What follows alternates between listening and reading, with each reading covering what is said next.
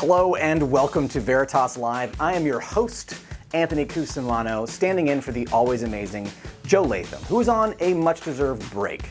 Now, the topic of today is the highly contested, highly debated containers versus virtual machines, and we're going to get right into it. And I'm excited. So excited, in fact, that I can barely contain myself. All right, so it didn't land. That's fine.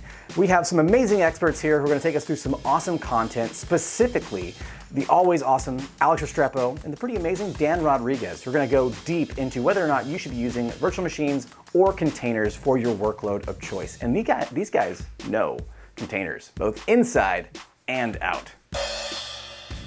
Nothing? Okay, well, the jokes don't work, but I guarantee you this episode is going to be awesome. Let's just go ahead and get started, shall we?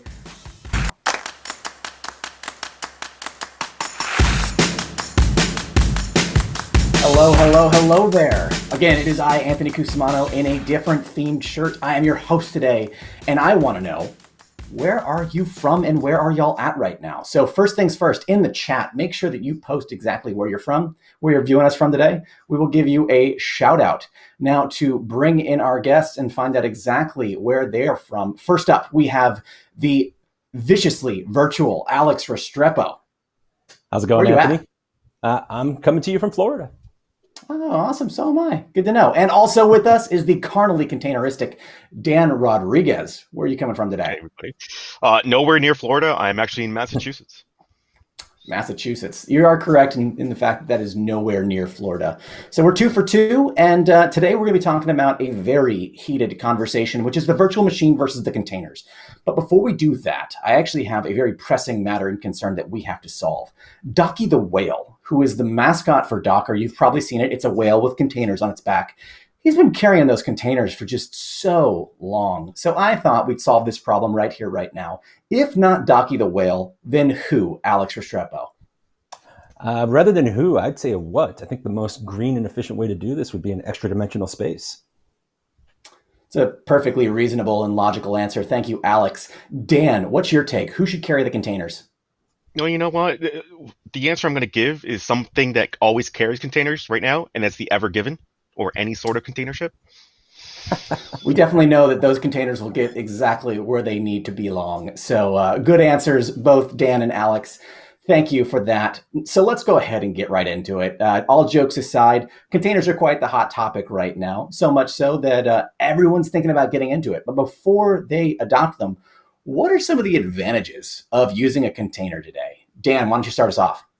Yeah, so as far as container adoption goes, one of the main advantages is being able to spin up an environment as quickly as possible. Sometimes many companies are very siloed off so that when you request a virtual machine, it takes a few days to be able to provision the storage, the networking, the actual virtual machine itself. So with containerization, it's a lot quicker to get that up and running. And the quicker you get it up and running, the quicker your developers are off to the races in coding the application. Expediency is always key. Now, Alex, because you have a blazer on, I know you're representing the virtual machine side of the house. Why don't you tell us some of the disadvantages of containers?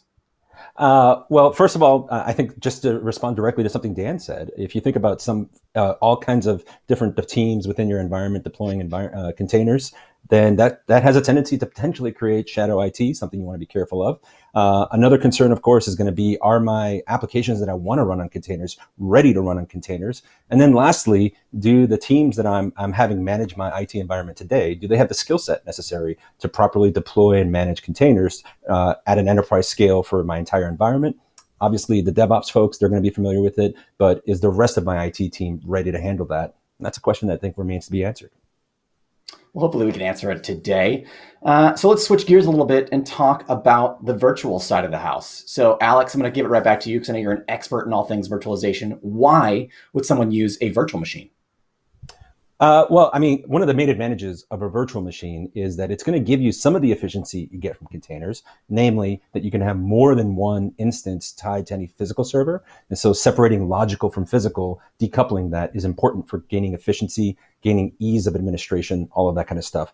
The key advantage of virtualization, like virtual machines over containers, is going to be that they replicate an entire physical server just via logical definition. By doing that, you're able to run any application that's normally meant to run on a physical server, and you're really not going to run into any conflicts there.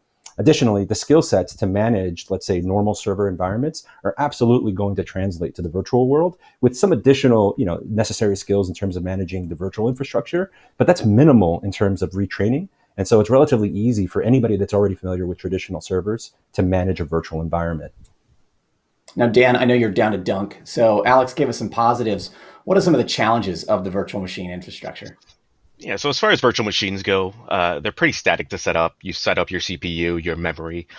With containers, you have different profiles that you can set up, small, medium, large, depending on what application you plan on containerizing. So instead of a developer telling you I need 20 cores and 128 gigs of RAM, you just tell them, hey, it's either small, medium, or large. Pick one, and it deploys out itself. Another thing with containers versus virtualization is the updates. Containers are ephemeral, so all you literally have to do is destroy it and create a new one. Whereas with virtual machines, it is a long and tedious upgrade process. I don't know about it's not that I've long. done it. It's not that I've long. done it. Let's dig into that a bit. So, Alex, Yes. what's your thoughts there?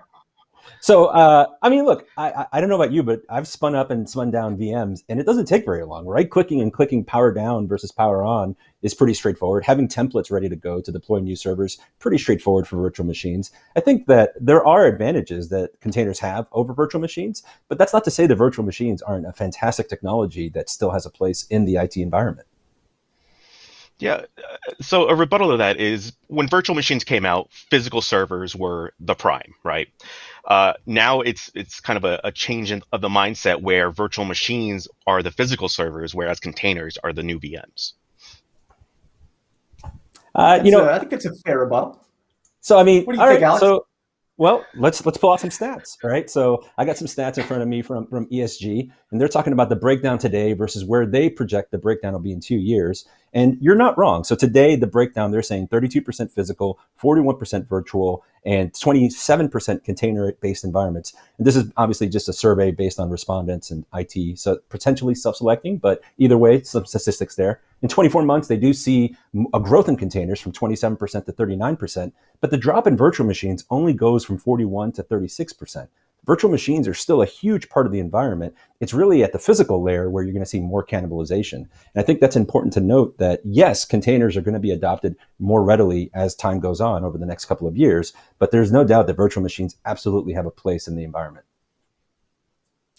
All fair points, and quite the battle has been spun up here. Now, remember, if y'all have thoughts on this, we are happy to dig into your questions, so make sure to post them in the chat. I also want to call out, we have people from all over the world with us today. So we have folks from Denmark, India, Minnesota. Welcome, and thanks for joining us. Now, I want to move the conversation on just a little bit outside of the spectrum of the advantages, disadvantages, and talk about something that has happened just recently. This is a very breaking news piece last 2 months. A new ransomware called Siloscape was discovered, and it attacks specifically from within a container. You can get access to all of your data, applications, and infrastructure that's spun up within Kubernetes, and then can escape out further into your infrastructure. What is the implication of having a ransomware strike from within a container? Alex, I know you are quite the expert in all things ransomware, so why don't you start us off? Yeah, I think that the Siloscape story is a terrific example that proves out what we've been saying all along, which is that if you have running code in an environment, it's potentially at risk.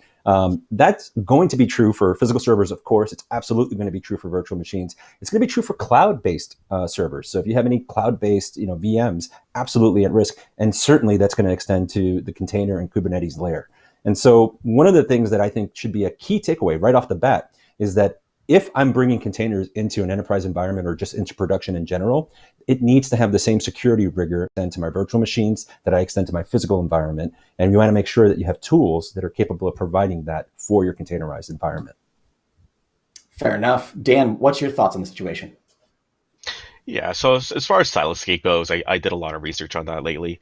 One of the things that we typically talked about is what type of container is it using when it gets exploited. And it's usually a Windows container, which contains the same exploits and the same vulnerabilities that a normal Windows Server operating system has. And another thing to kind of keep in mind with Alex's track is talk to your security personnel as well when setting up a container environment. You want to make sure that you have a conversation, an open dialogue with your security department to make sure that your environment is as secure on the container side as it is on the virtual side.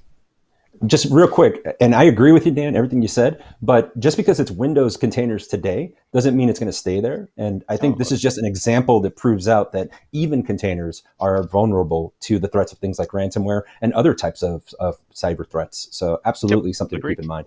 But yeah.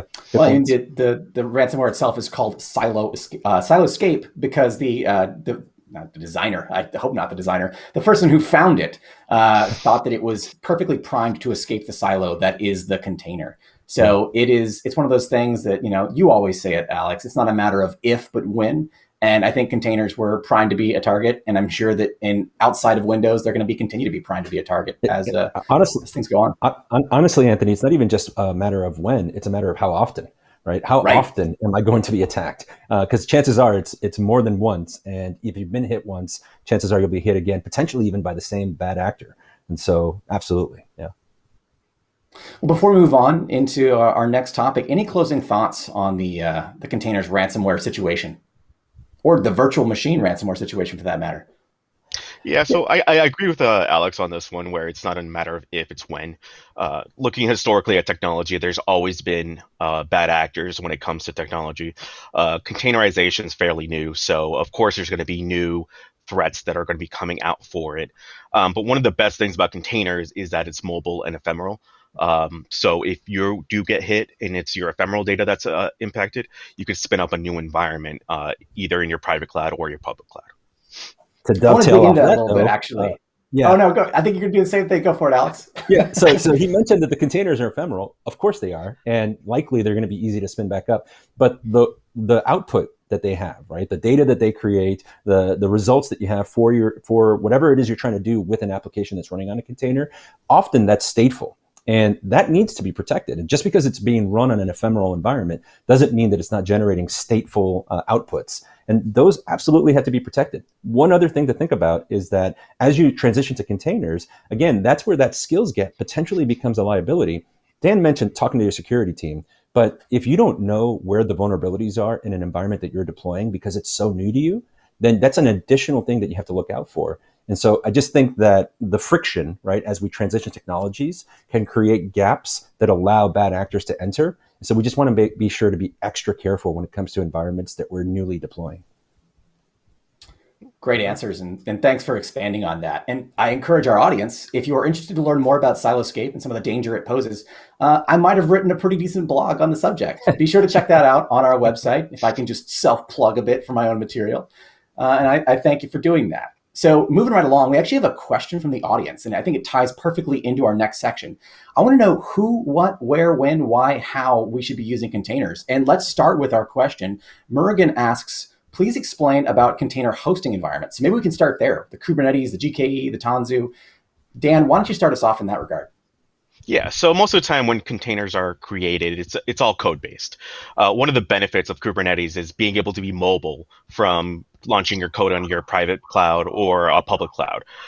If done correctly, you don't have to change a line of code in order to deploy anywhere you want to. So that's one of the main benefits of being able to code for a container versus a VM where you have to vMotion it or essentially recreate it in the cloud.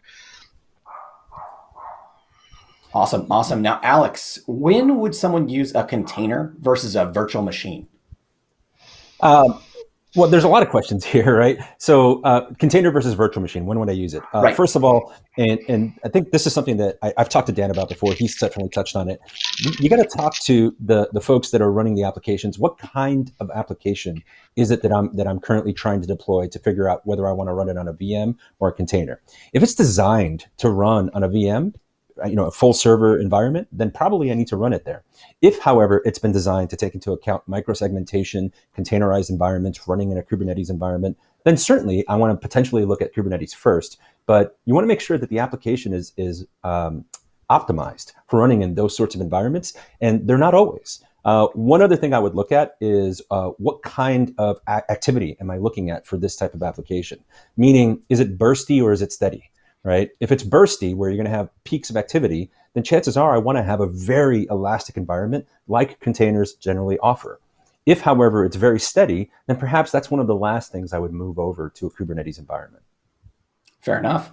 So we have another question from Murrigan again, and he asks, how is load balancing handled? Dan, I think you're primed to answer that one. Yeah, so load balancing is handled a few ways. You could utilize the cloud provider's load balancing in order to be able to connect all of your containers to the load balancer.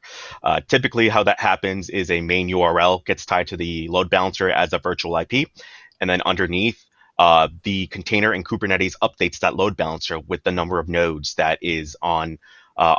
So it's able to dynamically be able to add and remove entries from that load balancer. Very helpful. Now we have another question that comes from Ronnie, and he asks, besides Docker, which is the best alternative container platform? Any of y'all have a suggestion? So this is a question of tiering, right? Like of where you are Right. in the stack, right? And I think generally speaking, if you're running, individual containers or a handful of containers, handful of applications, you can probably just run in Docker and not really have challenges. What we tend to talk about at Veritas is we're talking about enterprise scale, normally speaking. And when you start talking about enterprise scale, you're going to need a management plane that abstracts some of the granular management that you need to do in Docker. And that's where you bring in something like Kubernetes, which is an open source based management layer that's going to allow you to scale up a Kubernetes or a containers environment to large scale. And then you've already talked a little bit about some of the other providers that kind of take a spin on Kubernetes. And so you mentioned AKE, GKE, what is it? So Azure The Kubernetes alphabet. Service. AKS. Yeah, Right. AKS, GKS, EKS, Elastic Kubernetes Service from Amazon, Tanzu from VMware. There's a number of them. Right? There's all OpenShift. kinds. Yeah. OpenShift, yeah. So it's hard to keep track of them all. But regardless, either way, what they're trying to do is help abstract some of the difficulties. So in terms of deciding, am I going to run just Docker straight up native, or am I going to use a management plane? The question is, how big is this going to get? If it's going to get to the point where it becomes tedious or difficult to manage individually, then you probably want to look at a management plane. And I don't know, I'm sure you have some extra, Dan, to add in here. Yeah, so you don't have to necessarily use a containerized application in order to do containerization. There are certain platforms that are available as a platform as a service to be able to start your containerization journey. One of them that comes to mind is Pivotal's Cloud Foundry, which Tanzu is based off of with the VMware acquisition. So you don't always have to start from square one and install Docker. You could always start playing around with containers and getting your environment set up by using a platform as a service. So that way you have a management layer that you don't have to really understand what's happening under the covers, but you still manage it through a centralized GUI, and that can also scale to the cloud as well. Very helpful. I think we have time for one more question. So this one comes from Giresh, and he asks, how is security implemented inside of Kubernetes? Any of you have any suggestions on that? Yeah, so as I mentioned before, talk to your security personnel. The reason for that is they may have some ideas that you or anybody else may not think of in regards to containerization. But as far as security goes, it's very similar to how VMware's set up. You always have a perimeter firewall that's set up.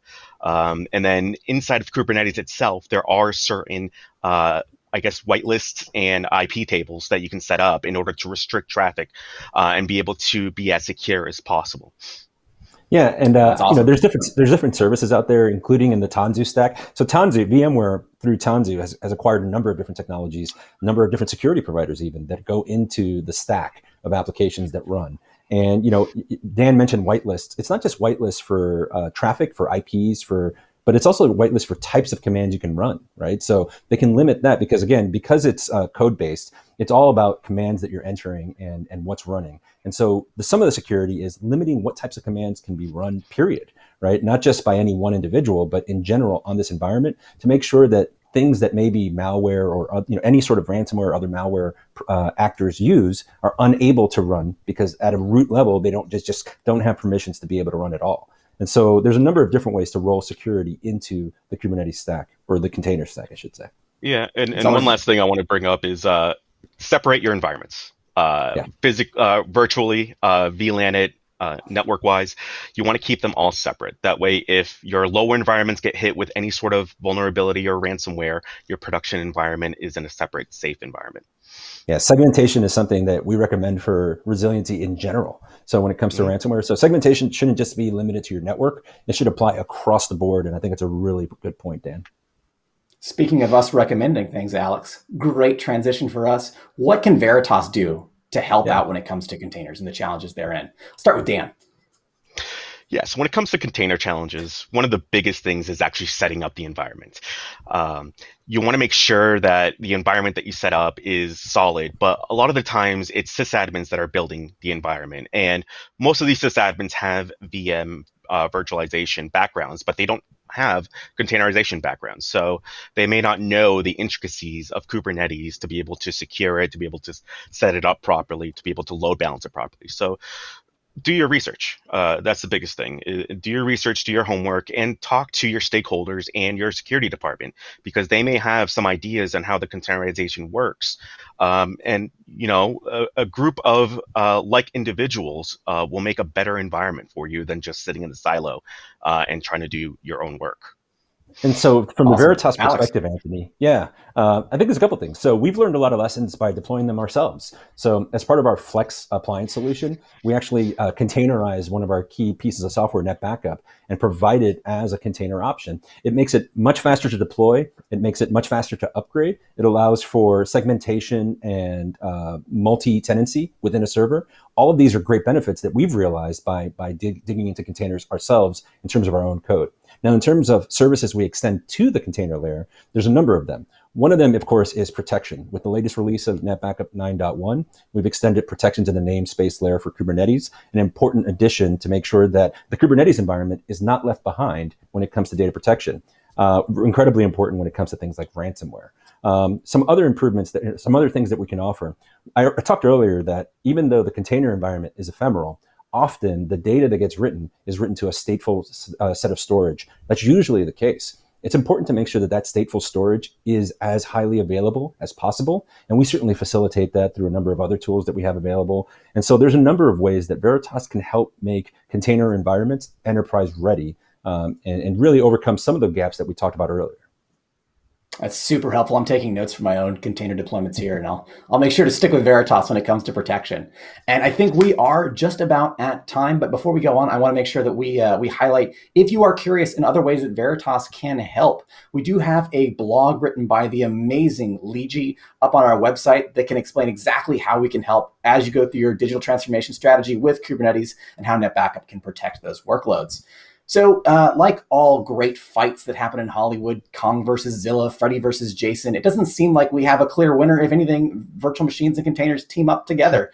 Oh, and look, what's underneath the blazer? It is Alex playing both sides of the fence. What a shock. So just so you all know, well, we do have Alex and Dan here, and they are experts in both virtual and containerization. They will be at VMworld and KubeCon respectively. So make sure you visit the booth, both virtually and physically if possible, and ask them all the questions you didn't get a chance to ask today. Test them on their knowledge and make sure they're not making this stuff up. Be sure to check out all of the resources provided, and thank you for joining us today. I hope you learned something about virtual machines and containerization and when to choose one versus the other. Again, thank you, Dan and Alex, for providing your expertise. I am your host, Anthony Cusimano, and make sure you protect your data and protect your neck. Have a good one.